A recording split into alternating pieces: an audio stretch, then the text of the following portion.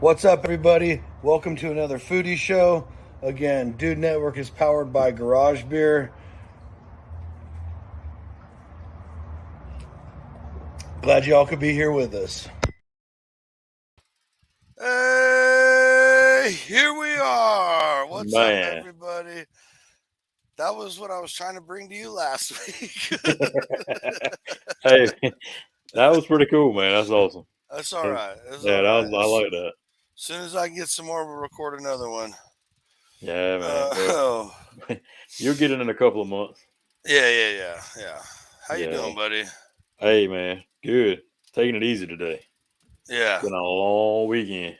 Yeah, I bet for you, for Yeah. real. Yeah. Everything started about, let's see, 1 o'clock Friday afternoon and didn't stop until 10 o'clock last night when I got in bed. Goodness, dude. How was that show, though? How was Oh, that hey, show? the Jelly Roll show was great. I Yeah, missed y'all yeah. guys, but he, Yeah, I don't it think I was could have worth missed that one. it. It was Yeah, it was worth worth it. it. Yeah, Jelly Roll puts on a heck of a show. So That's awesome. yeah, Hey, Robert. Adventures in the house. What's up, Roger? the mayor. Yes, sir. The mayor's graced us with his presence once again. Yeah. How about you, man? How was your weekend? Good. Yesterday we went up to Jamestown. A buddy or some buddies put on a barbecue because we're moving soon, and it was like, dude, we're not leaving now. Um, Hey, but we'll take the barbecue though. yeah. Hold on. Let me Okay. get rid of my little pooch real quick. Yeah. Eduardo, what's up? Appreciate you coming along too.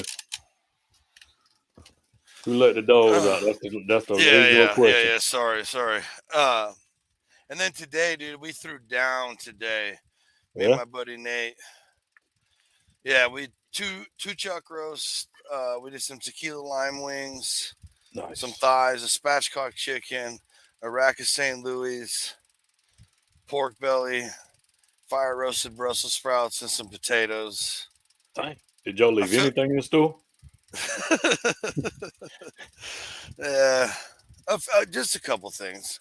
Right. Okay. Dude, this fan, dude. You and that fan, y'all constantly fighting. Dude, I swear. Oh, that's gonna be even better. That's even better. I mean, Welcome to the Dude Network for sure. oh my gosh. Hey, but appreciate everybody coming. Hey, don't forget to like and subscribe if you haven't subscribed already. And also, don't forget we're on Spotify or anywhere you find your audio podcast. New episodes drop Mondays at 6 a.m. and Thursdays at 6 a.m. So you can find them there. Oh my god, And dude. he's fixing to kick this fan, y'all. Y'all fixing to see it live on studio. Here it goes. 1, 2, 3. Can Yep. you guys hear it? Just a It's teeny bit. Go it with it though. tries. Nope. Cut it off. Yeah, no more power, you stupid thing. My bad, Oh man, everybody. you just Chad gotta Vaughn, what's up? you just gotta be hot today, buddy. Apologize, everybody. It wouldn't be the Dude Network without technical difficulties. For sure. Oh man, so what a week. I'm Yeah, glad it's the weekend. It sucks that it's over. That's the funny thing about this show. Is there always it's like we're celebrating the weekend, but that's right. it's over at the same time. Yeah, that's like me. Heck, I got a short week, but it's gonna be a busy week because Friday I'm gonna miss the show again because I got the chicken wing comp this Friday. Yeah, So yeah. Yeah, this weekend will be busy for me too.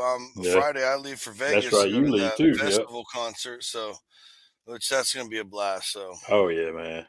bunch of emo punk rock for me. Let's go. Oh, there you go. Hey, Lays, what's up, my buddy? He's back barking at me. Oh, here we go. But hey, we gotta, dude. Fuck. Come on. Oh yes, this is awesome. It's ridiculous, Here, dude. If the fan, here for your Sunday shenanigans. yeah, I apologize, everybody. The fans giving me trouble. My little dog's giving me trouble. I don't know what to do. Here They we knew are. it was not. They knew it was time for the show, so that's what it Yeah, was. So that's everybody wants exactly to what it start was. acting up at showtime. Good night. Now he's looking at me like, what did I do? I didn't make the fan make noise. Yeah, exactly. um, so, hey, tonight, guys, we got a really good friend of the show, longtime supporter. This man, I know he's helped the Dude Network. He's helped me personally. He makes some killer seasonings. And if you didn't know, this is where the Zab was created. Yep. So if you don't know, now you know. And if you didn't know, you're sleeping under, you know how that saying goes. You about to We find got, out. yeah, the man, the myth, the legend himself. The man who put the red in the beard. Ooh, Redbeard. there he is. What's going on, guys? How you What's doing, up, Brad? man? Tired. It's been a long week. Sounds like for yeah, everybody. I bet. You're a busy dude. Yes, it's very busy. Lots of stuff going on. Shows, catering, food truck, the whole 9 yards. Yeah. You just you just got home last night late, right? From another one? Yeah, had food trucks out the last 2 nights, and then this morning, we had a local show, a fall vendor market thing. So There we go. nonstop, burning the wick at both ends. Hey, no rest for the wicked. None.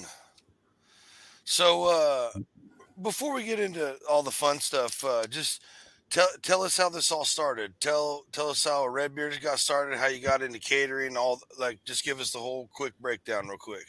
So we started with the seasonings. The 26th of this month will be 3 years since we launched the seasoning brand.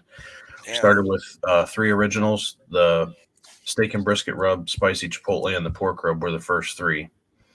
Right at the beginning of COVID, so it was kind of like, oh, great, perfect time. Let's start a business, But it actually worked out in our favor because with all the restaurants and stuff shut down, everybody was cooking at home. So I'm like, okay, turn a bad situation into a good one from a business standpoint, and let's send it. So I never dreamed that we'd be where we are today, but we started selling a couple local stores and just kept adding to that list. And then August of last year, we had the idea to start doing catering. So we got a food truck set up and started doing the catering and stuff a year ago.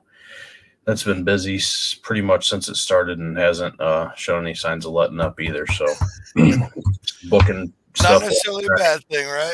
No, absolutely not. No complaints. The one thing that we did do when we started the catering stuff was we're up to 11 different seasonings now. So we wanted to incorporate one of our seasonings into each of the menu items that we had for the food truck, just to kind of keep everything unique and original. But also from a marketing standpoint, people, what do you put in your mac and cheese? What do you season the pork with? Here you go. You can buy some and try it yourself at home. So there you go. Mm-hmm. So smart. How did you come up with the first couple? The steak and brisket and the pork rub was stuff that we just kind of mixed up at home. And that was the hardest part of the whole thing, was getting a recipe down. Right. It's like, okay, now we're going to sell this. Well, how do I make 5 pounds of it? Well, I don't know, a little bit of this, a little bit of that. So we had a lot of trial and error, and went to the local Amish market and bought a bunch of ingredients and stuff in bulk and just started kind of measuring it out, tweaking it till we got it right. And then we could actually write down the actual recipe. So it was quite the adventure. Yeah, see, that's the thing, is I'll make little, I guess, seasoning blends on the fly when I'm doing stuff, but to then remember that and then transfer it into like a huge bulk amount to and that's the thing too. Like, so when we started out for the first 6 months, we were blending everything ourselves, bottling it, doing the labeling. Mm-hmm. And then it was time where we got into, I think, 15 or 20 stores, and we were getting more orders, and we're like, we can't do this anymore. We don't have the time. Yeah. The equipment. Yeah. But that was the hardest part, and that's one thing that people might not realize with seasonings and stuff, especially, is you can't just take your 1 tablespoon, half tablespoon recipe, and if you want to make enough to do 10 times that, you can't just make 1 teaspoon 10 teaspoons. Yeah, it's all based, when you scale it up, it's all based on percentage of the total weight. So that was also an adventure that we went through. Yeah, because we've all been there where we're like, oh, well, I'm doing twice the amount, so I'll just add 4 teaspoons of salt. Right. And then you do it, and it's like the saltiest thing you've ever tasted. Absolutely. It's not like making 2 boxes of mac and cheese. Yeah. Butter. You got to break it down in percentages. And the way that we did it, which is standard in the industry, is to weigh everything out by the gram. And then you just take that percentage of, this much garlic out of the 100% of the blend, and that gives you the calculated percentage of what the recipe is. So, wow, makes life easy. So if you want to put together a recipe, weigh it out from the beginning in grams. Trust me, because when you go back and try and do it again, you're going to end up dumping a whole bunch of stuff in the trash and starting over. But well, hey, and like my other problem is I'll make way more seasoning than I thought I needed for the I did. We were making tacos the other night, and I was like, oh, I'll just whip up a quick little taco seasoning because it's a handful of ingredients. Yeah. And but I had like half a cup left over, and I'm like, well, I can't just put this in there; it'll be terrible. Oops, sorry, whatever. Right. Hey. So, go ahead, Damon. No, I was gonna say, seems like the consensus there was with this street corn right here. Got two of them right there. Says street corn goes in the mac, and this street corn is so damn good. Yeah, the steak and brisket seasonings are number 1 seller. I think just because it's pretty close to an all-purpose rub, you can use it on anything. So good. That street corn, though, we put everything on Amazon back in April or May, I think it was. When we launched on Amazon. That street corn seasoning is the one thing that sells every single day on Amazon. It's great. I don't know what it is. Yeah. We didn't do any of the paid advertising stuff on it. It's just it's there and people find it, and it's we sell the heck out of it. So can't beat that. So how do you? I'm just fascinated by it. So how do you? So you have your 3 base rubs, and then how do you keep going? Like, what do you do from there? And we'll kind of I'm gonna kind of ask about a couple of my favorites. I really like the Cajun, really like the Cajun Black, and then the Wild Game. So I mean, some of us are hunters in this and that, but not necessarily that's the inspiration for it. Right. So. Yeah, the Wild Game. The intent behind that was for venison, elk, anything that has like that gamey flavor to it. All of our seasonings, with the exception of probably the pork rub, are multi-purpose. The pork rub is kind of pork, and that's about it. But the Wild Game specifically, and the one thing that we always tell people, because when we go to shows and events, people ask, "What's the Wild Game? I don't eat deer. I don't eat whatever." So we always make a point to let people know that it's not just for venison. People kind of have that assumption just because of the name. It's got a deer on the label. But the Wild Game is good on anything with wings too. So turkey, chicken, if you eat pheasant, duck, goose, anything like that. It's also very good on potatoes. If we had not, I've said this probably 100 times, if we would have not come up with that as a venison seasoning, it would have been called potato crack or something, because it's you fry potatoes, grilled potatoes. So good. It's so good. Yeah. There's actually a restaurant here in town that does seasoned fries as an option on the menu, and they use the Wild Game seasoning for that. So, can you see the comments? Yes. Pop them up. Yes. So Mariah. I'm Mariah. Yeah. It's my little sister. There you go. Okay. Yeah. She's an employee of Redbeard Seasonings. Let's go. Out there helping us grind. But the Cajun blend is kind of a unique story behind that one too, I guess. Back to your original question of how do you come up with something? How do you decide, first of all, what you're going to do? Mm-hmm. Most of the stuff that we've done has been ideas that we've had kind of from a while ago, and it's just kind of add products, as we go. We don't really want to have an inventory that's got 40 items on it right now because of storage space. It's expensive to purchase inventory, up front. But the one thing that we do when we launch a new seasoning, people are always messaging us saying it shows, hey, you should do this. Hey, you should do that. A lot of those ideas are inspired by ideas that people have. Some of them are just stuff that we had. The wild game one was one that we just came up with. Being in north central Ohio, it's deer hunter country. So we figured that'd be a good one to push out there to catch the attention of people. The Cajun Black, the story with that one, we actually took a base of a blackening rub and then added the Cajun flavor in. So that's where the name comes from, Cajun Black. Just something kind of stuck when we came up with it. But it has a base of a blackening rub, so it's good on fish, shrimp, scallops, seafood, anything like that. But it's got that blackening rub base in it with the Cajun inspired flavor. So we kind of combine those two to come up with that. It's good on chicken too. I've even used the Cajun Black just on ribeyes on the grill just to change it up. Yep, that's exactly what I did Friday. Yep. Which I finish it off, so you will be seeing an order from me pretty soon. So we got a few people. Doobie says Ohio's pork is my favorite to use on some pan-fried pork chops. Ooh, with homemade. Okay. Heck yeah, that's what I'm talking about. Too Much Welding says honey chipotle on a butt tonight. I saw that. Yeah, steak and brisket is the best. Yeah, Dalton Farms. Three sexy beasts, one stage. What's up? Here we go. How you doing, buddy? Tony, just go ahead and cue the ginger yeah, jokes. Just go. I've been waiting on it. I've been waiting on it. Get them out the way. Let's go. And then cast iron. Now that, okay. Yep, I need to do that for sure. Yep. Because this is actually good, man. You take that Cajun Black and actually make an Alfredo sauce with it, and just now you got that Cajun Alfredo again. We did that not too.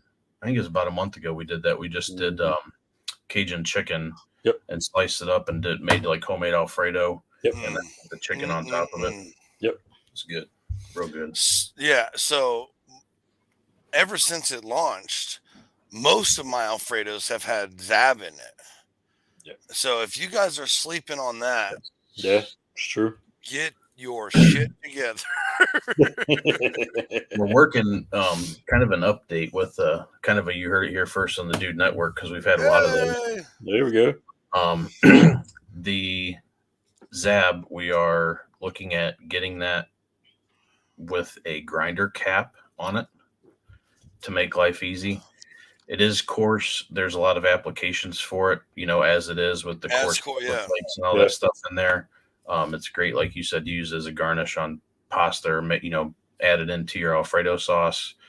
Great on anything, cream cheese, bagels.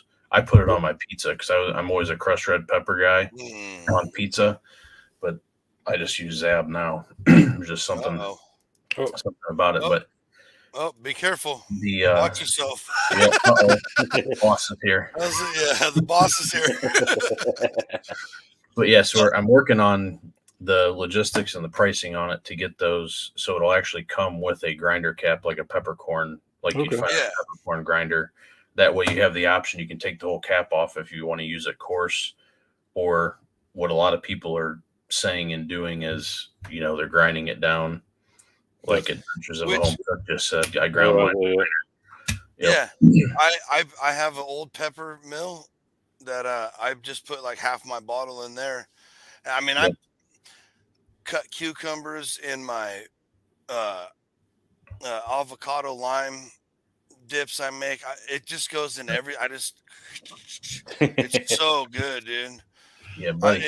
It's great that'll be an option now. That's awesome because I also because I know you guys had talked about like, oh well, the peppers came so flaky, but I like that too. Yeah. I like that part too. Like today, I took Yep. I popped it right off the grinder part off, and I sprinkled it right on one of the chuck roasts we did today. So Right. them those chilies you guys got, sometimes you just want those big flakes. Yep. Sure. It has its place. Mm-hmm. For sure. What out of all of them, what's one or whatever ones are you most proud of? Because you got a pretty established line of really good rubs. I mean, the right answer is all of them. Yeah, absolutely. That's like picking your favorite child, bro. No, Yeah, and I understand that, but there's always got to be one. Not saying that like, oh, just because this one is a basic one, and whatever, Right. we just put it out. You still be proud of it, but like, there's got to be one where you're like, God, we nailed that one. We nailed it. My personal favorite is a spicy chipotle, hands down. Oh yeah, I love it. You can use that on literally anything, any meats, vegetables, eggs. You can use it as a chili seasoning, a taco seasoning. It goes on literally everything. It's very mild on the heat, so it's kid friendly. Mm-hmm. It's popular. Because there's no allergens. It's everything. All the seasonings that we have are gluten free, by the way, which is something we kind of wanted to nail down. From a health conscious standpoint, they're all gluten free. They're all vegan friendly as well. So, but the spicy chipotle is my personal favorite. I'm proud of that one mainly because it's just awesome and chili. The other one would probably be the street corn seasoning, just because that one was kind of like a shot in the dark that we took with, hey, let's put this out there, and it's very, very close behind the steak and brisket. In second place as far as our most sold products. So it's kind of one of those things that we thought it was going to do well, and it's exceeded expectations. So, and no one has anything close to that. Yeah, there's a couple at least that I've ever seen. Yeah, and it wasn't actually till we put it out and released the product that I was like, okay, is there any other companies that do this? And there are elote seasonings out there on the market. I think Jungle Gems has one. I can't remember the other ones. There's a couple elote seasonings out there. They're a little bit different as far as the ingredients and stuff that are in it, but there's a couple out there. But it's not like, you walk into Walmart and there's 50 different steak seasonings. There's 50 different, chicken seasonings or whatever, poultry seasonings. So. That's the other one I got it. Yeah, I ran out of that this week too. The chicken dust, and I like it. I like most of the seasonings of the people we work with. I'm just a freak for, but I did some thighs, and everybody. My wife must have told me like 4 separate. She's like, "This chicken is really good." Yeah, really good. And I'm like, well, this must be because you really like chicken dust, because that's the only difference. Right. It's fun. The chicken dust is funny because when we go out and do shows and we set up at trade shows or outdoor expos or whatever, it's funny to sit there and watch people walk by because you can tell they're kind of scanning, reading the labels, and they say chicken dust. They always chuckle at it. Or they'll be like, what part of the chicken does the dust come from? Thinking it's like something nasty, but yeah, like that's one that always catches people. We grind up their feet, and yeah. They don't, folks. They don't. I'm not putting out false news here.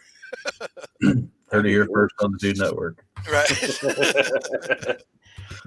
Yeah, because that chicken dust has got a lot of like herbs and stuff to it as well. There's a lot of flavor. Yeah, and a little bit goes a long way. That's right. It's really good on pork too. I always tell people that because you wouldn't think of, it says chicken on the bottle, so people use it on chicken. We've done I use that to season our turkey for Thanksgiving the last couple of years since we put it out, and good on turkey. It's really good on pork chops though, because typically you use a brown sugar based rub or some type of sweet rub on pork. Yeah, but just doing like thick cut grilled pork chops with the chicken dust on it that garlicky, herby flavor profile is a nice alternative to the, something sweet. And that's a really good point right there. That's a really good point. Like, don't just use your seasonings on what the bottle may be says, hinting towards. I promise, like it's been said, I said it in the chat was said, wild game I've used it on all kinds of stuff. I haven't even used it on game yet. Yeah. So I haven't either. don't sleep on it.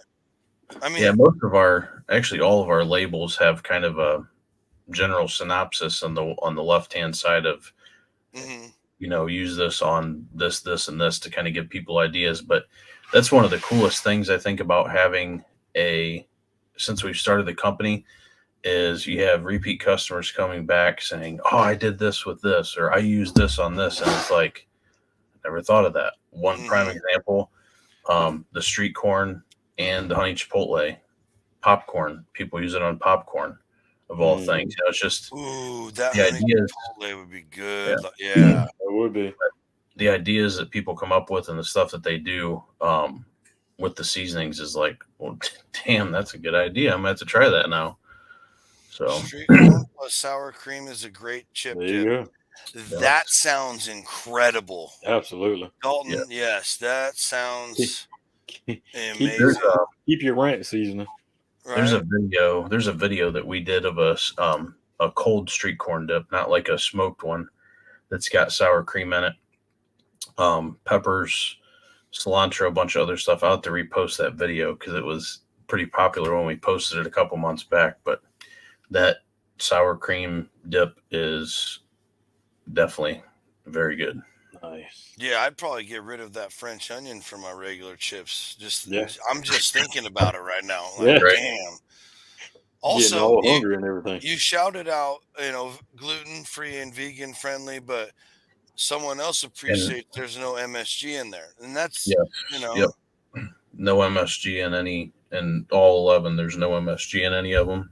People are getting really health conscious, I feel, and I think COVID and everything shutting down really helped that, because now we're all forced to cook for ourselves and we got a taste of good food and we're like, man, I don't want that shit anymore. That's right. So, and it's really easy to make your shit taste good adding all these artificial bullshits in there. Right. Well, not I don't mean necessarily taste good, but like to cater to what the mass majority is used to, Sure. and right.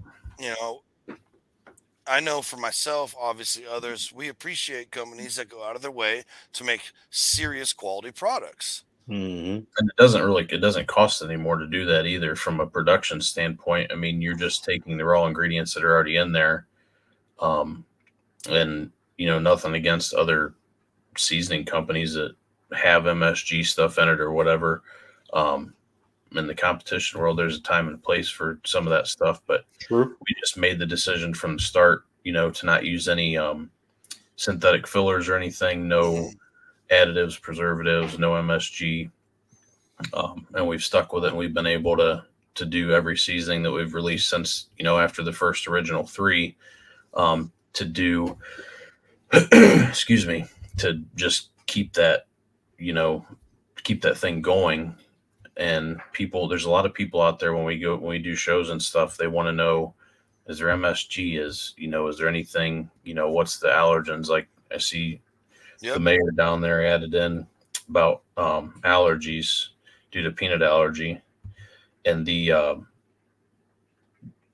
our youngest son is allergic to milk and beef, of all things. What? Yeah. Poor kid. Jeez, man.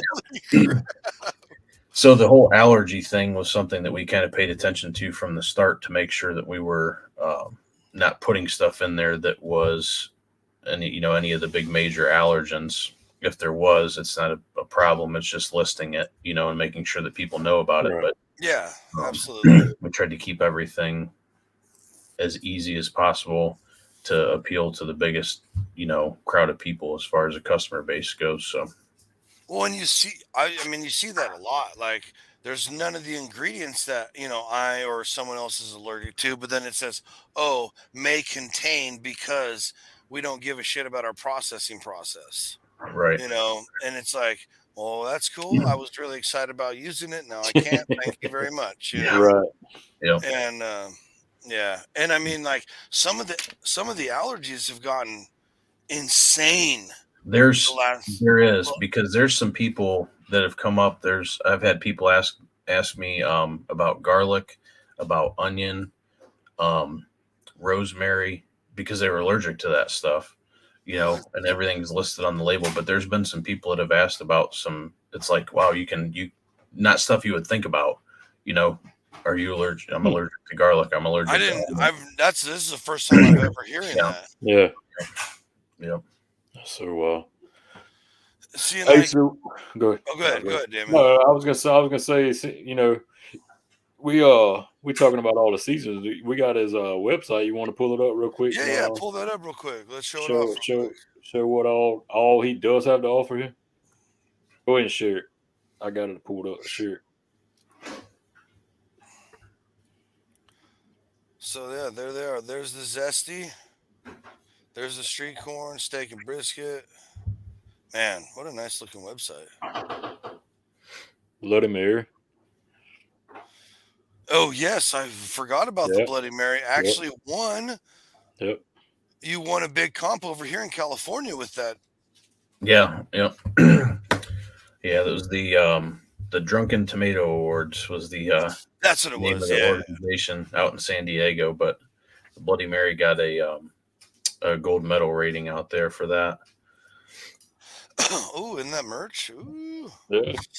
Hey, and also everybody, and share this with family and friends.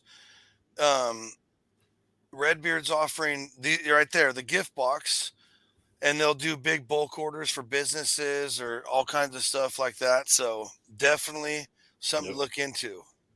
Yep. Here's something right here that probably nobody knew about. Oh, had to go all the way to Ohio to get some of those. And they're really good, by the way. They're pretty good. Which I just think is like, dude, you have your own fucking chips too. That's right. That's so it's cool. Pretty. People walk up and they're like, when we set up at shows and stuff, we always have them. We have open bags out there, for people to sample, and they're like, "You have your own chips?"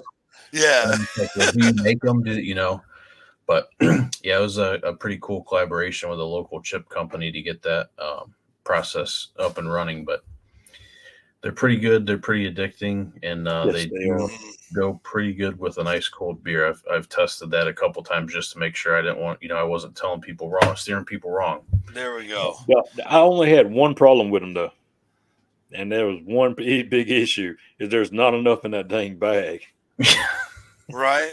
Yep. I need like the party size. Yeah, the big party size. Costco bag. We may do in the future. We may do the bigger bags. It's just there's a lot of moving parts. And Absolutely. It goes into that to do, the next bigger size bag. There's a couple different options we can do, but we may look into it in the future. Fun fact: the steak and brisket chips got me through the emotions of having to leave Ohio and go back home. There you go. Yeah. That's right. You ate them on a plane ride, didn't you? Yeah, I started on the. I started in the first. My first layover, something like that. Yeah. Yeah, because I was trying to bring them home because I wanted to like make a cool video with them. Right. And I was just like, nah, dude. I opened them and I was like, fuck yes. Mine got opened that first night. It was like, I got Yeah. That's why I was telling Brad. It was like, I eat some, and I was like, I'm gonna just save them. So I rolled them up, and I was like, I'm gonna share them. So I give them to my son. I was like, hey, you can have them. Right. And shoot, we got back to the Airbnb, and shoot, they sat on the counter, and later that night, I was like, 5 or 6, 7, 8, 9. Yep, they just kept going. There was like crumbs. There was like crumbs left. He woke up the next morning, like, where's my chips? I'm like, I eat them. Yeah, I'm gonna take them home. Famous last words. Yeah. Right. Yeah. Exactly. Yeah. So, talk to us about catering a little bit. Like, what made you jump into that? How did that all come about? How's that going? Blah blah blah. I have no idea, honestly, what I was thinking or where the idea came from. Where we're at in North Central Ohio, there's a couple other companies that do catering. There's one place that does barbecue catering, and there's a couple that do more like, I don't know, other types of catering for weddings and stuff, non-barbecue food. And it's like, well, maybe there's a market for that, you know? Mm-hmm. And so we got the ball rolling. I contacted the health department to figure out what we needed to do to get licensed and all that stuff. Got all of our ducks in a row with that, and spent a few months getting got a trailer, and then we kind of outfitted everything ourselves and got that certified through the health department. Had fire inspection, all the whole 9 yards, and then we started to offer catering first. Or no, we started doing the food truck first. Food truck came first, and then it was we can do catering too, because the way that it works in Ohio, our food truck is a licensed mobile kitchen, so it varies, you know, state to state. Some of them, I'm moving to Ohio. yeah. Yeah, I'm moving too, guys. Yeah. But it's one of those things, you know, some states you have to cook out of like a brick and mortar certified kitchen. Ohio has the mobile license option, and it makes life a lot easier, obviously. But we started doing the food truck, and then I'm like, well, if we're already doing this and we're licensed to do stuff, we can offer catering too. So then we started doing catering. We do a lot of graduation parties, weddings. We do employee appreciation events. We've done set up for like fundraising events. We did one this past weekend for one of the local fire departments. They had like a nightmare in the park thing where you walk through the woods and get scared, and if you're the one person, you'll pee yourself. But true story. We do a lot of anything along those lines. We've done a lot of different events. We've catered for a lot of different companies. We've done stuff from 20 people for an office meeting all the way up to last year we did an event for a company for Christmas, right before Christmas, that was for 520 people. That was a long couple days. A lot of stress, a lot of cuss words, but we nailed it. Didn't run out of food. But that's awesome. It's a lot of people. I'm about tired of pulling pork already. I can say that with 100% certainty. But I bet, yeah. See, I talk about it all the time because people are like, oh, why don't you do a food truck? Why don't you open a restaurant? Why don't you do this? And it's like exactly what Brad just said. Like, I don't want to lose the passion. It's a lot of work, and I'm still in it 100%. I love doing it. Yeah. Like, I got 10 more pork butts to pull. Now I got 8 more pork butts to pull. That's like my main love-hate relationship is the pork. But dude, pork butts are, God, I love pork butts. But I got in a rhythm where I was cooking pork butts like 2 or 3 a month, just so I always had pulled pork around because I love it. Right. Mm-hmm. But then I like you said that I'm like, I'm fucking tired of pulling these apart, dude. Mm-hmm. burning the shit out of your fingers for however many hours in a row. It's great. The bone, that's the bone trick. Yeah, that's the one. Yeah, that only works for so far, though. Yeah, and that's the one thing, though. That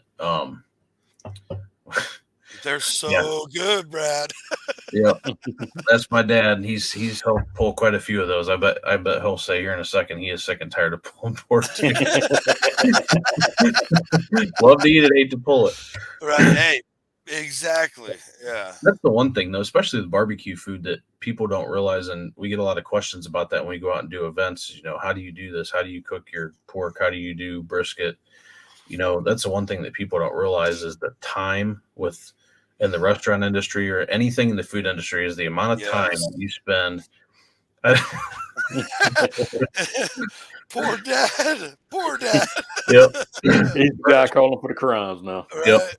But that's it's a lot of time. I mean, it's a lot, especially with barbecue stuff. It's a lot of time, prep work, and finishing the food and stuff that's done to get it prepared to serve. And I really do enjoy it, though. It is a lot of work. It's stressful at times, especially when my dumbass books events like back to back to back days.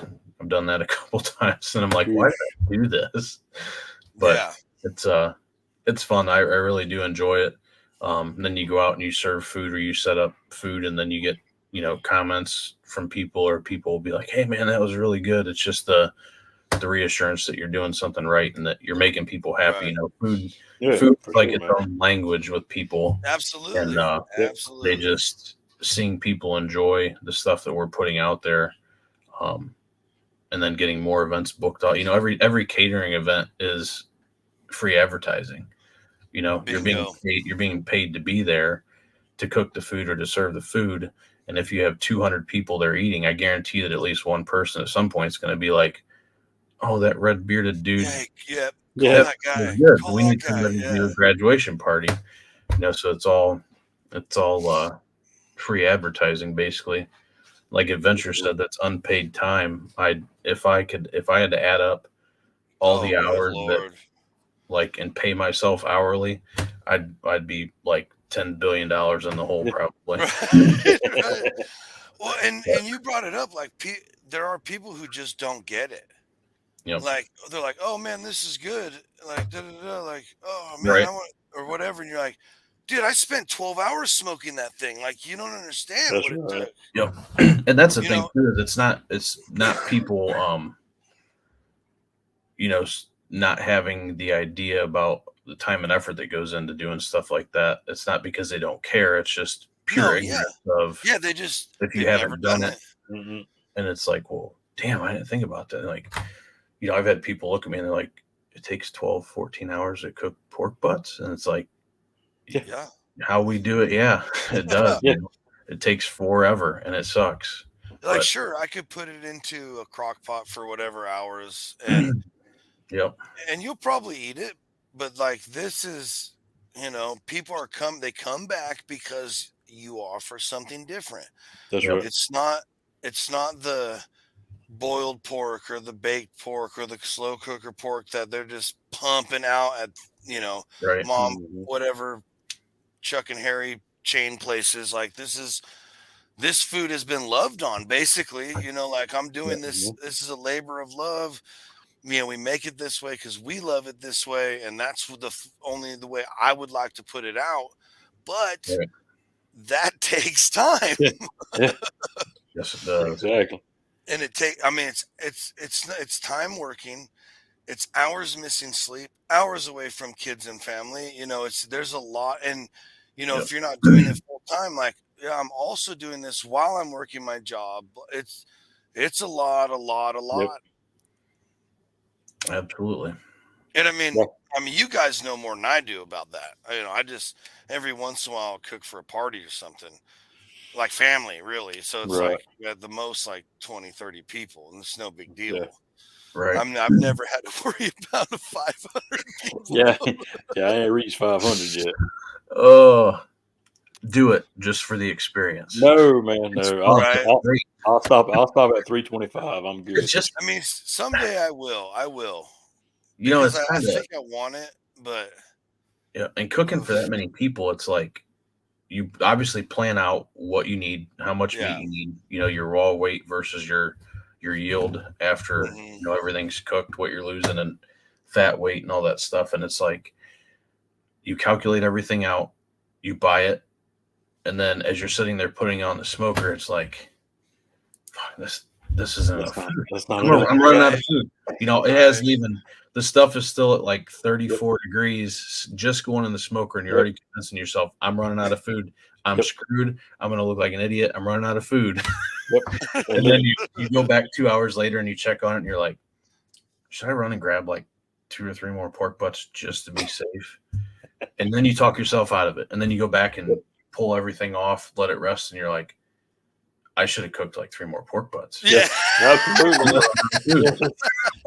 And then you get to the event to serve the food, and there's way too much. And you're sweating, and you're like, and then you see people start walking in. Like if we did an event at for one of the local schools on their teacher in-service day, and we had a buffet self-serve line set up on both sides of the table, and they all came at once for lunch. And I just see these people lining up, and I'm like, oh my, this is gonna be the first event. I'm running out of food today.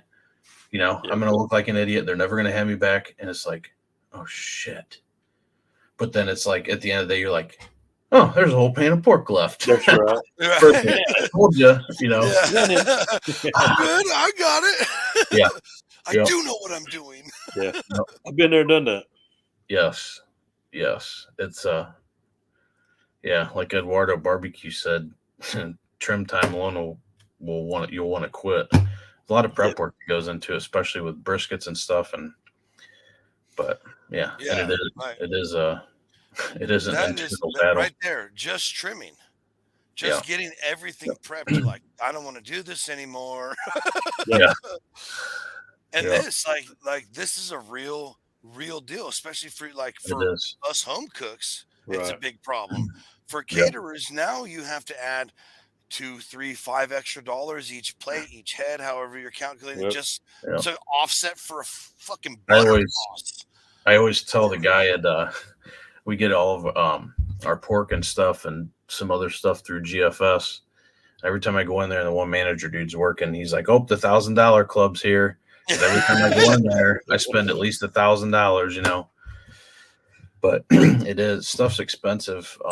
You know, buying in bulk from a catering perspective, if you're buying in bulk on stuff, you generally get, you know, you're not paying what you would walk into the store and pay for. Absolutely. Yeah. It's not much of a break, but it definitely does help when you're walking in there buying, you know, 2 cases of pork butts and 2 cases of brisket. Yes. And you're walking out of there and you're like, man, that's $1,000 right there, you know. Mm-hmm. But I actually just put an order in for this coming week for an event, and it was like $642 for 2 cases of brisket, and then I got another couple cases of pork on top of that. But it's just like that, you know. 10 seconds, add stuff to your cart, and $1,000 club, here he comes again. But like Robert and Eduardo brought up a couple cool points.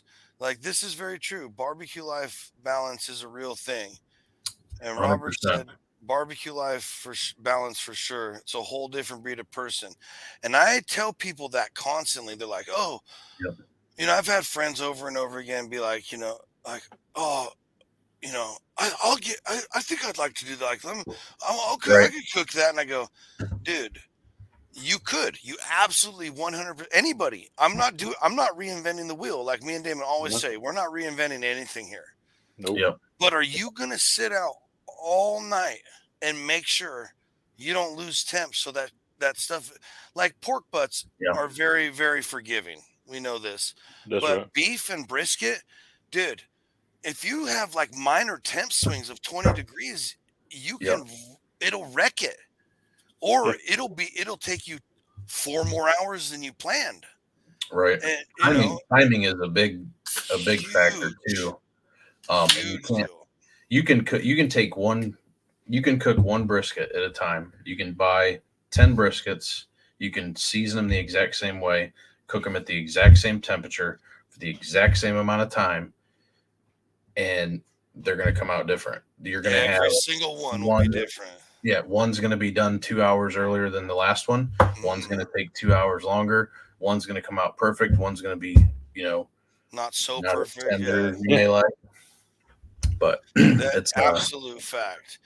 And you know, this part right here, you know, Robert said the stress factor must be gargantuan. It is, even in every event. You know, it's like I feel I've been doing it long enough now. Not that I'm a professional at catering, but I've done enough events that I feel comfortable now knowing that I'm just sitting here talking shit to myself about I'm going to run out of food. I should have cooked more, because we have yet to run out of food in an event. Most of the time, there's something left over.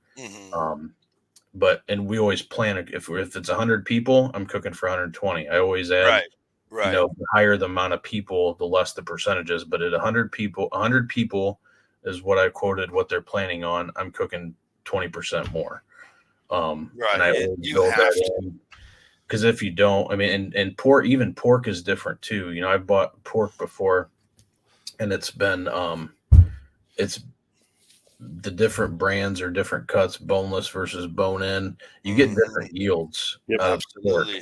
So if you don't plan extra, what you do, what you cook, these two butts, if they're, 10 pounds a piece, so you got 20 pounds of raw weight, you can plan on getting maybe 5 to 6 pounds out of it at the end, your final yield. Some of them may be more, some of them may be less. Sure. If you Google, yield on pork butts, you're going to get 15 different answers. And that's because nothing is the same. You might get 7 pounds out of a 10 pound one time, but then you turn around and you only get 5 pounds out of the next one that you do. So, and now 3 people aren't eating pork. That's right. Pork yeah. I mean, that's what it is. Yeah, absolutely. I find this funny. It's an internal battle. And I get that. It's an internal battle. Like I don't do catering. I haven't done anything. I've cooked for, Easter, birthday, mom's birthday or whatever. And I think the most was like 60 people, something like that. And it's just like, dude, that stress factor of like you probably didn't do this right. Oh, there was that one temp spike. Like, oh, is it going to be dry? Right. And, and then you're sitting there getting everything prepped. And you're like, this isn't enough food. Like, fuck, dude, it is a battle. It is. And it's one of those, like, especially if you're catering, I mean, you're running a business. Yeah, exactly. People are expecting a service from you. If you don't meet their standard and their expectations of what they paid for, good luck. They're going to, you're going to get smeared all over the place. And it's a pride thing, that internal conflict for me with the cook enough and run out. For me, it's a pride thing. I don't want to show up at an event and run out of food. Right. I don't want to have, I don't want to put out something that's not consistent with how we cook everything. We do everything the same way. There's a process. There's, we use the same recipes when we cook stuff. And it's when you're running a business, that's where the internal conflict comes for me, because it's a pride thing. It's my business. It's my food that I'm putting out there. And these people who don't even know me just paid me, $2,500 to cater this wedding. If I screw it up, I'm screwed. I'm going to feel horrible, Yeah, I just don't want to wedding. You don't want to ruin somebody's wedding day by having them calling you and saying, we ran out of food. And it's like, I'll send you 15 large pizzas. Right, yeah. We paid for barbecue, but we ran out. So now this redhead was buying us pizza. But it's it's fun though. I enjoy it. That's all that matters. Definitely is a learning experience though. That's the thing I tell people about barbecue. Like you just gotta be prepared. Like you gotta understand, like the way I cook. I mean, I love to cook. Always have. I just love to cook. Love to make food. Like we talk, food's a language all of its own, and I love speaking that language. Yep. But a lot of the way I cook, low and slow, barbecue, this and that. Take away my pellet grill that makes stuff easier. It's a lifestyle. And I choose to sit out in the freezing cold in January and sit out all night long and smoke a brisket because I want that. Right. Is it miserable? Absolutely. How cold is it in California in January? Like 65? No, it'll get down to 20s. It's gotten down in the teens before. But when I did it this time, it got down to like those last Christmas. Yeah. So it was the week between Christmas and New Year's when I did that. This one I'm talking about. I did it on this old offset that's got tons of leaks, blah, blah, blah, like everything against me. Right.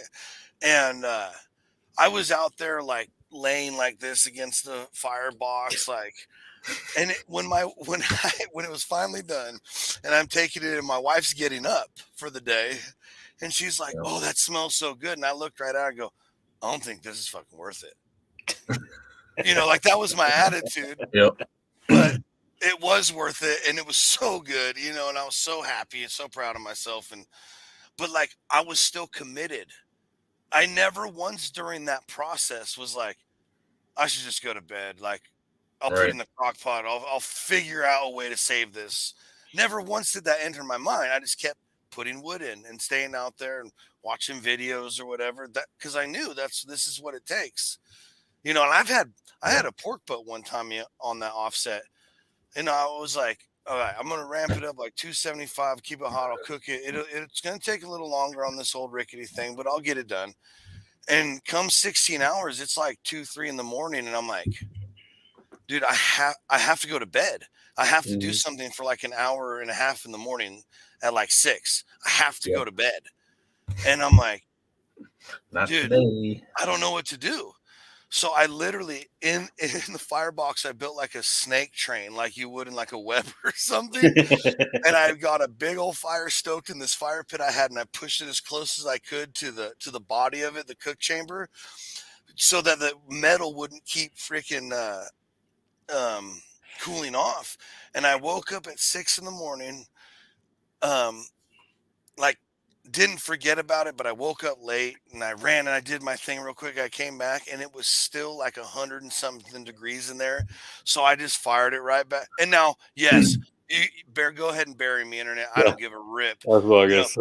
It's coming. Unsafe food temps, you can suck it, dude. It was one of the best pork butts ever. So, but it was just like, like you just adapt and overcome, figure it out. But like, I feel like there are people who will come up and talk to you about this or ask you like, "Oh, it takes that long?" Like all this stuff. And it's like, that's what I'm saying. Like, we choose to do this. That's right. Yeah, we're sick and demented enough. Like, this is fun for us. Yep. Yeah. It's just funny to me. I feel like a lot of people get into it, and I've had buddies buy barbecues or big smokers because they were going to be the next. They're going to do it, and it's collecting dust because it was just they weren't ready for what it takes sometimes. Yeah. I was gonna say that's when you can swoop in and just get it as a sale from them. We are waiting. I'm buying my time on one. I gave the secret out. I'm buying my time on one because I don't know. I shouldn't even be talking about it. Probably getting unfriended as we speak, but it is what it is. Damon, what you got for Brad? Hey, so Brad, you play around with a lot of stuff. You probably cook as well. Help out somebody that's probably wondering what's some of the best things you've come up with, like seasoning or protein or seasoning and a vegetable. What's some of the best things you found out from your aspect of it? One of the things it was kind of weird coming up with the dishes for our catering stuff. We do a bacon green beans. We take the bacon, cut it into like little chunks. Yep.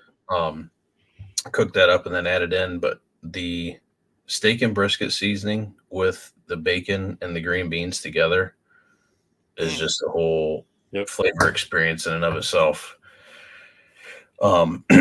With our side dishes, that one's probably that, and then our smoked mac and cheese that we do has our barbecue rub in it, and that combination, the sweet and smoky added in with the mac and cheese. Yep, that's our number one thing that people always ask for on the food truck, especially is the smoked mac and cheese. So we have people text me and be like, "Hey, I got a family reunion this weekend. Can you make me up a pan of that mac and cheese?" Sure can. Here you go. Oh, yeah. Absolutely. But that's probably the favorite. But those two things, I think we kind of talked about this a little bit before the show, but the honey chipotle seasoning with any of the vegetables, especially asparagus. Yeah, awesome. Now I'm a little bit upset because I did bacon asparagus. I'm not upset that I used the wild game. It was absolutely delicious, but I'm a little bummed out I didn't think about that because I feel like that would have hit so good with bacon and all that. That's a good combo. Yeah. We do have a question from the crowd. Yeah. Too Much Welding would like to know Brad's favorite cook and cooker. Oh, favorite cook. Probably, as much as I hate it, is pork butts. Because I get it. I get Yeah. it. Like, they're so simple, yet there's a lot of complexity to it. The system that we use when we cook them, we use our pork rub with all of our catering stuff on the pulled pork, but that is like our number one thing that people talk about with our food is the pulled pork. So that's probably my favorite thing to cook. I just hate pulling it. Yeah. If it could pull itself, we'd be good. Well, when you're doing freaking 50 5 pounds, tons. it's a little different. Cooker, I fell in love with my Rectech BFG. I got that in September last year. That thing is a workhorse. I don't care. Talk all the shit you want about pellet grills. Yep. I don't give a rip either, dude. Those Rectech BFGs, those things are a workhorse. You can fit 4, 7, 8, 9, 8 full pans, 2 on the top rack sideways, 3 in the middle, and 3 on the bottom. Long ways. You can fit 8 full pans of stuff in there. Thing's got like a 60-pound hopper on it. Seriously? Yeah. Yeah. It'll hold a bag and a half of pellets in there. Ooh, I didn't know that. That's a massive hopper. Yeah, but it's good. I'm actually getting ready. I'm going to probably buy a second one just because the catering stuff is taking off, and then I'll have the twins. Let's go. But I love that thing. I was looking at they're affordable. I don't make any money off Rectech, so I'm not endorsed by them. But their stuff is the other thing too with the health departments. They're weird about barbecue and cooking apparatuses. Obviously, there are some, commercial smokers out there that are NSF rated. They're not too picky about it here in Ohio, but they did like specifically with the BFG that it was the whole cook chamber was all stainless. The front shelf is stainless. I didn't even think about that being an issue. Yeah. Yep. But that makes a lot of sense, though. Didn't have any problem with that whatsoever, but I'm gonna kind of play off that. So obviously we all love barbecue. You make a lot of barbecue seasonings, even though you can use them on absolutely freaking everything, people. Yep. Right. What's a normal meal you guys are just cooking at home during the week? I mean, obviously you guys do a lot of barbecue between shows and catering, so I can't imagine that you're just always barbecuing. So what's like a regular go-to for your guys' house? We do. My wife is the master chef in the kitchen, so she does all like the. Shout out Kayla. The Alfredo, like the homemade Alfredo from scratch, the whole 9 yards. So we do a lot of like Italian style dishes. We do. I could eat steak every day. I think everybody could, but a lot of steaks. Do what else? I'm a big pasta guy too, so this time of year, soups, chili, Zupa soup, all the good 9 hours later eats. 9 hours later. Oh, you just you guys just keep adding time to that. It's ridiculous. Hey, I was just saying, man, you say pasta dish. I was just like 9 hours later. So hey, most of the time it's like 30, 45 minutes tops, dude. Yeah. So you get me around my buddies, you get a bunch of garage beer in the mix, and you throw in my ADHD, and my Zab Fredo in Ohio there you go. Took a little while. Took 10 hours to cook. It happened. Was it worth it? Absolutely. There we go. That's all that matters. That's all that matters. It's not about the time; it's about the amount of love that was. That's put right. in. A lot of love. It's funny. It is. She's an amazing Dude cook. Approved. Dude All approved. Yep. Still waiting. Oh, this mother effer. Dude. Yeah. Here we go. Yeah, I mean, it's hey, happening. Tony, I promised it. It's almost done. Hey, which we had. Where was that comment? We had that. Where is it? It'll be done by the time that beef's done. No, that beef was done. Oh, That beef done. was done. The beef was, But it was still tender and still Yeah, good. it's still good. Shout out to the Flatiron Roast for there, saving there was Jonesy's there was ass. there was not a piece left of anything. We Yeah, talked and all the junk, but there was nothing left, man. And we all eat medium rare, so Yeah. Perfect. Hey, Damon walks in with hey, can you go check that? And he walks in and he's got my probe thermometer turned the other way. And he's all, is it done? He's all, oh, it's done. Oh, And I it's go, done. how bad is it? He just turns and it says like 182 or something crazy. I'm like, should I just put it back on and like do pulled beef? But it was still, it was, normally I would be really upset, but hey, thank you, fellas. Thank you. Anyway, I can't find it right now, but Too Much Welding said it. It's how many times you guys heard it? Like, hey, so is dinner almost ready? Yeah. Ready. Yeah. When's it gonna be ready? Like, hey, you can't rush perfection, folks. Get off us. Yep.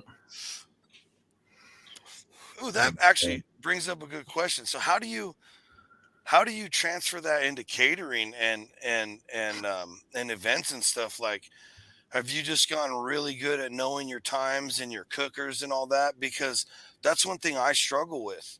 It's like I will plan things that I've cooked 100 times.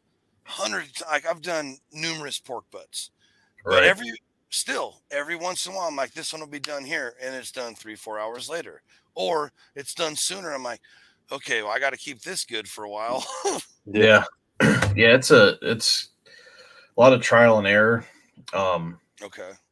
Thank God for like Cambro boxes because you can throw stuff in there and let it rest. And Shout out pork Cambro. butts, if you're running them up to 203 or something, 203, 205, they can sit in those boxes for 5 hours and rest, and they're still gonna be way above the safe food temperature. But I've had stuff rest. I usually have stuff rest because I'd rather it be done a little bit early than a little bit late. Absolutely. You can control it on that end of keeping the stuff hot, but you can't control it not being hot enough when you need it to be hot enough. So, but yeah, that's one of the things that was really hard to figure out, and it makes a difference too. There's a couple of things that make a difference in the timing factor. Is there's a difference between putting 4 pork butts on the smoker versus 20, because if you got 20 pork butts on there that are at 32 degrees, that cook chamber, even though your little your internal probe is saying that it's this, the box temp's at 325 degrees, it's not with any pork butts in there.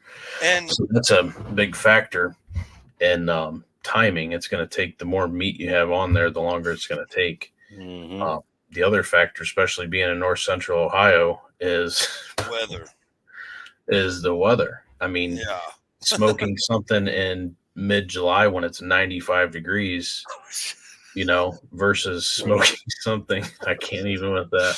I know. even with in December, December, January, it's 0 degrees here sometimes. Yeah. Not including the water was saying.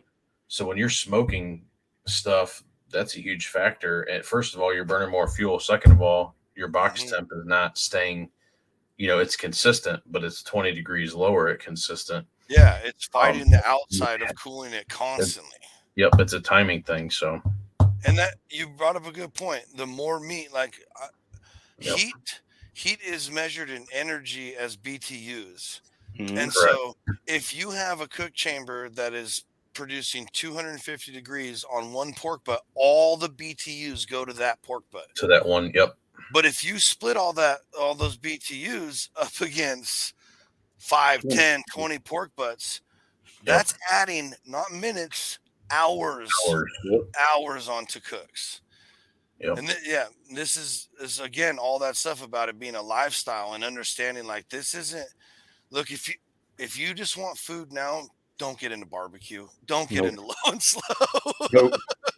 If you're not that guy, just it's hardcore. And I wanted to touch on this. Don't sleep on this, folks. Do not. I promise it will change your. I've been making Alfredo for years, and rare. The only time I make Alfredo without Zab now is when I accidentally forget to put it in. Like, that's it. When I like pouring the noodles, I'm like, oh damn it. Yeah.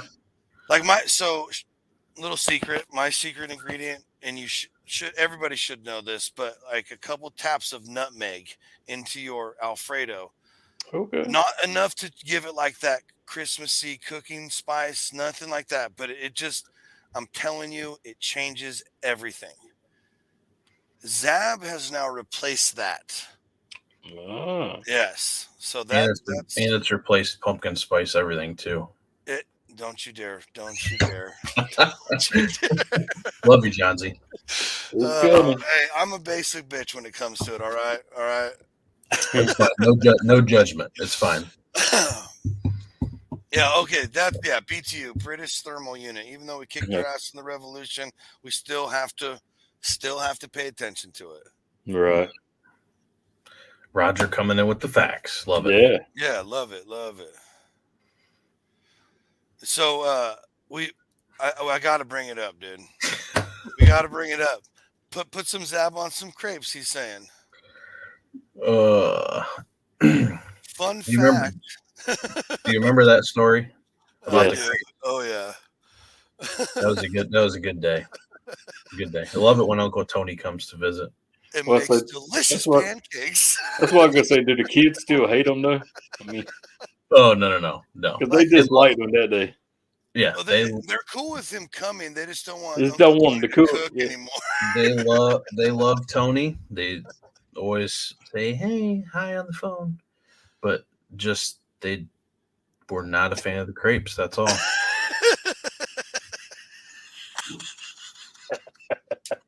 Oh, that's so funny to me. All right, then what you got, buddy? We're getting pretty close to wrapping. Yeah, I was gonna say we're getting pretty close. I mean, we know one person that can't keep secrets, but I mean, me and Johnsy and the other 1,000 people watching can keep secrets. What's next for Redbeard? Love you, Tony. Yeah, heard it here first.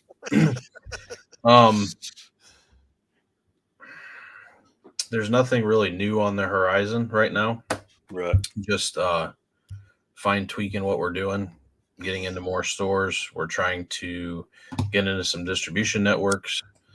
Nice. To get out there and just keep doing what we're doing, fine tune what we're doing, and get into more people's kitchens. That's the ultimate goal. Product wise, there's nothing really new on the horizon. We're going to keep hammering out the catering here locally in North Central Ohio and keep doing. I thought I booked a lot of shows this year to sell seasonings at, but I've already started doing my show schedule for next year, and my wife's probably going to kill me. But you heard it here first. Yeah. Watch that back corner back there. Yeah. Right. But no, it's we're just trying to get out there and do as much as we can and get into as many households as we can and show them where flavor's at. Ain't nothing wrong with that. So, hey, real quick before we go, roll out the red carpet, man. Where can everybody find you? Tell us all your links, all that good stuff. Website, everything can be found on our website, redbeardseasonings.com. All the bottled products that we have are on Amazon as well. So if you have Amazon Prime, you can get the free shipping. The chips, the steak and brisket chips are on our website as well. Those are not on Amazon, but they are. You can get them through our website. Nice. We will be doing some specials for the holidays coming up, starting probably November 1st. We're going to run sales on our gift boxes. The gift boxes are all custom ordered. So you pick what 4 seasonings go in it. You can either ship it to you to give to somebody, or we can also ship direct to them. But we're going to be running some serious sales and deals with the gift boxes with products in general through the month of November going into the Christmas season. Going to be doing a lot of giveaways and stuff too. So make sure that you follow us on Facebook and Instagram. That's where the giveaways and stuff will be posted. It's not going to be anything crazy as far as what you have to do, but all the details will be there for the giveaways. And that's cool. Oh yeah. Can't get no better than that. Yeah, we appreciate you coming on, man. Always a pleasure talking with you, buddy. Absolutely. Yep, I appreciate you guys having us. So. Oh yeah, yeah, and For sure. everybody down here in the ticker, if you didn't catch it all, it's all spelled out in the ticker. Go back, you can look at it. Shout out to everybody who stayed with us tonight, and we appreciate everybody. Also, shout out to everybody listening later on Spotify, wherever you get your podcasts. Remember, like, share, and follow. Bring a friend next time. And if you want to punish someone because you think we're ridiculous, send it to them. Right. We're good. We're good either way. Either way. Yeah. Stay tuned next week, Friday and Sunday. We will be back, folks. See y'all.